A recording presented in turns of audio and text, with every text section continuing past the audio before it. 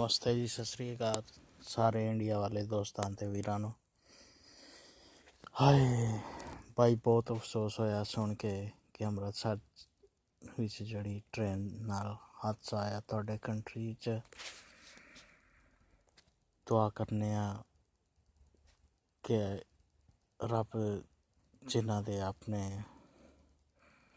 ਅਜ਼ੀਜ਼ ਭੈਣਾਂ ਭਰਾ ਉਹਨਾਂ ਤੋਂ ਵਿਛੜ ਗਏ ਨੇ, ਜਿਹੜੇ ਇਸ ਹਾਦਸੇ ਦੀ ਜਦ ਵਿੱਚ ਆਏ ਨੇ, ਰੱਬ ਉਹਨਾਂ ਨੂੰ ਸਬਰ ਦੇਵੇ।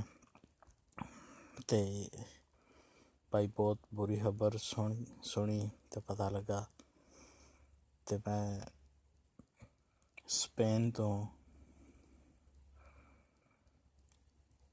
ਆਪਣੇ ਦੋਸਤਾਂ ਤੱਕ ਮੈਸੇਜ ਪਹੁੰਚਾਉਣਾ ਚਾਹੁੰਦਾ ਕਿ ਭਾਈ ਸਾਰੇ ਉਹਨਾਂ ਵਾਸਤੇ ਦੁਆ ਕਰੋ ਜਿਹੜੇ ਇਸ ਟ੍ਰੇਨ ਦੇ ਹਾਦਸੇ ਵਿੱਚ ਮੌਤ ਦਾ ਸ਼ਿਕਾਰ ਹੋਏ ਨੇ।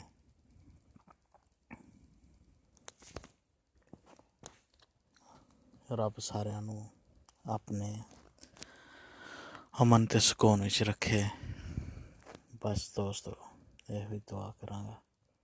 ਤੁਹਾਡਾ ਦੋਸਤ ਮੁਹੰਮਦ ਸ਼ੁਏਬ, ਸਪੇਨ ਤੋਂ। ਵਾਹਿਗੁਰੂ।